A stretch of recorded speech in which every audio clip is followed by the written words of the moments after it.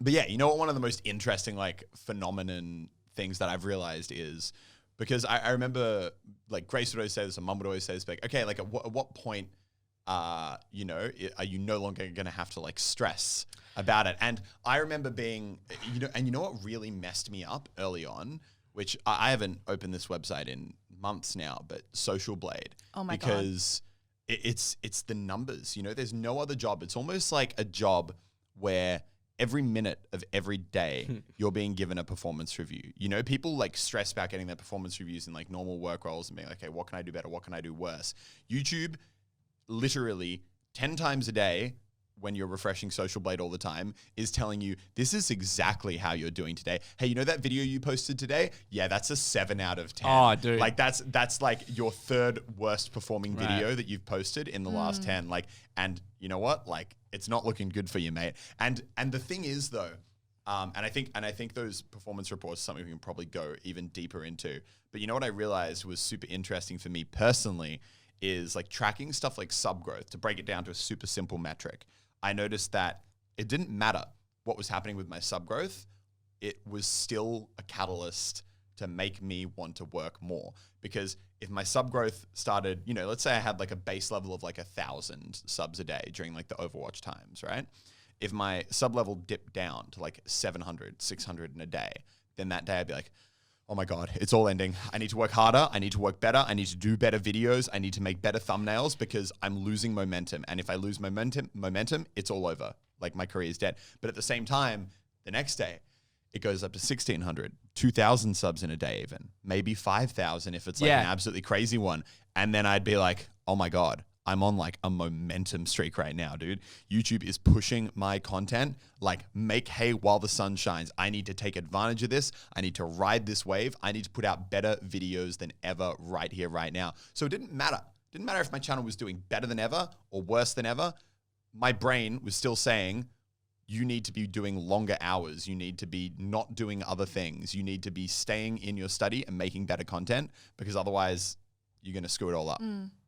I think like that's really interesting because I feel like that's sort of the period that you're in right now where you've had this explosive period of growth and it's just not realistic that that can continue forever. But in your brain, you're like, well, I've done it before. Like I should be able to do it again. Yeah. And like now you're in this feeling where you're just like, holy crap, the reality of it sets in. I don't know. Yeah. I think the worst part for me is grinding for like 6 months or whatever, right? And this is what you're saying. It's like the roller coaster of YouTube. It's like YouTube, you're literally fighting a system. There's nothing wrong with your videos, nothing wrong with your thumbnails or titles. It's if the system decides to push you, you're going to get views. And if not, your channel's going to dip. But it's like, right now, my channel's doing good. So I'm like, oh, damn, I'm killing it. But it's also like you need to work hard to maintain that. Just because you're killing it, you kind of breaks, right? And then you know, 1 week you'll be like, coasting, and then the next week you'll just have a vid that'll just and then suddenly your whole channel starts going down, and then you're in this mindset where you're like, okay, now I have to work even harder to get back to where I was.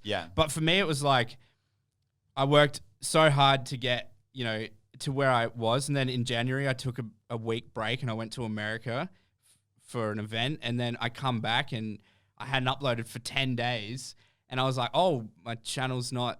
Like, it was still pulling good views overall. It was just not, like, it was stagnant, you know, right? And then the next video, and then while I was in America, I had a video get age restricted and I had to delete it. So I was stressing about that because you don't want age restriction.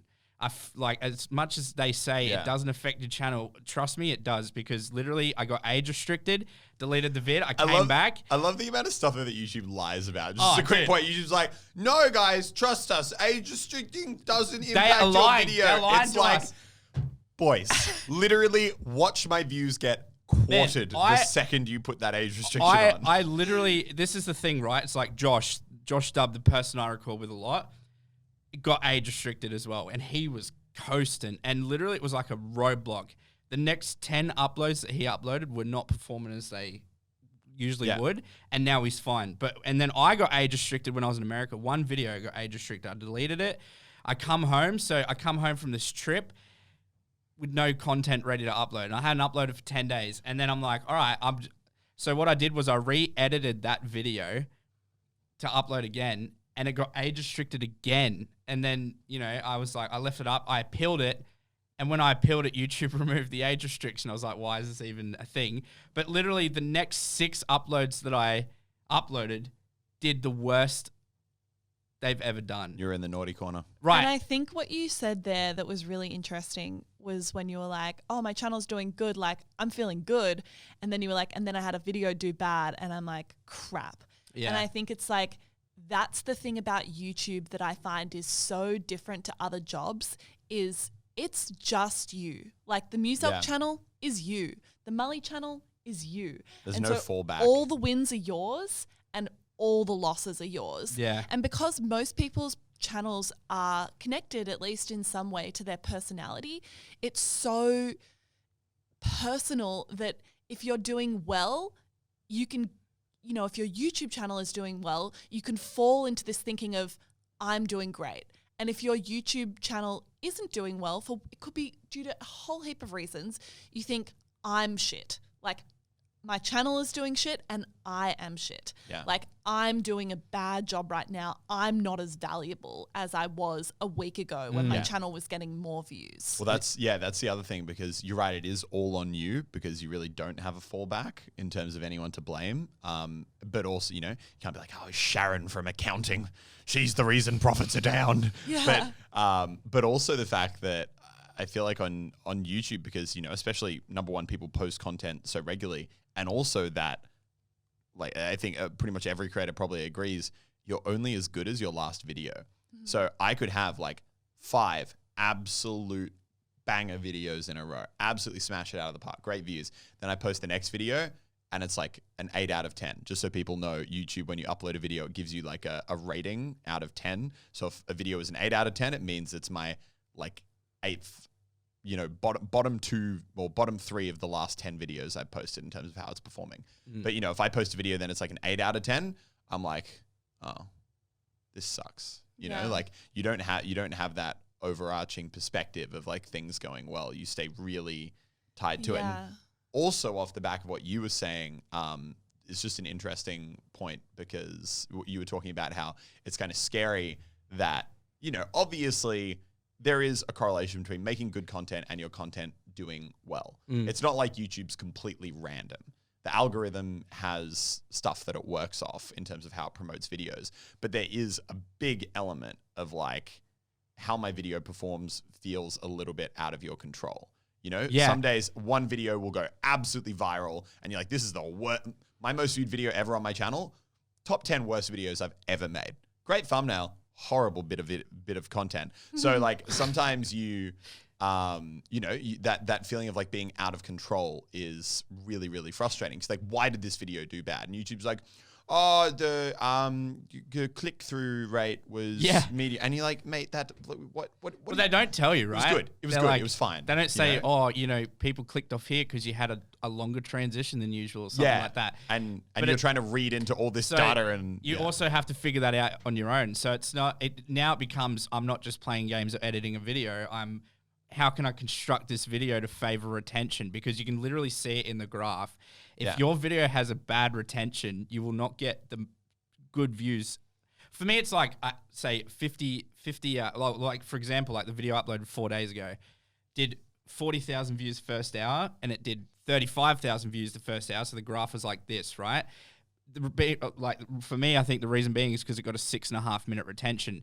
Now the video that I posted today got a 50,000 view first hour, and the next hour was like 30,000. So the graph looked like this. And I think that is because it only got a 5.5 minute retention.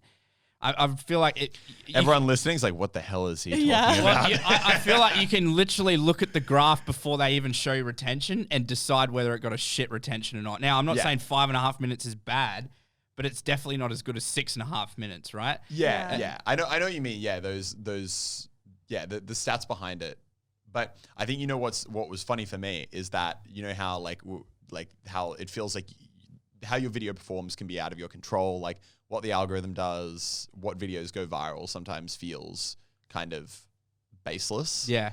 But I've found in, you know, the past 6 to 8 months, which is when I'd say I've been like the most zen on YouTube in my life. is like, I've used that. I found that really freeing because now when a video doesn't perform, you know, like a year ago, Fortnite content was pulling, or a year and a half ago, Fortnite content was pulling like 2.5 million views on your first day. Solid, no question.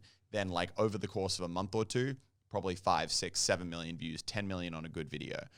And these days, you know, it's like 1 million views. Maybe it's like literally halved. But for me, I now use those elements that I know are out of my control and have done it for long enough now that I know that there's so much that's out of my control where I'll step back and be like, you know what? Like YouTube is down in, Fortnite is no longer as like hype a thing as it once was in like search terms. YouTube algorithm isn't promoting it as much. Like if my video now is getting half the views it did a year ago, it's not really all on me. You know, it's not like a reflection of like, I've totally failed what I'm doing.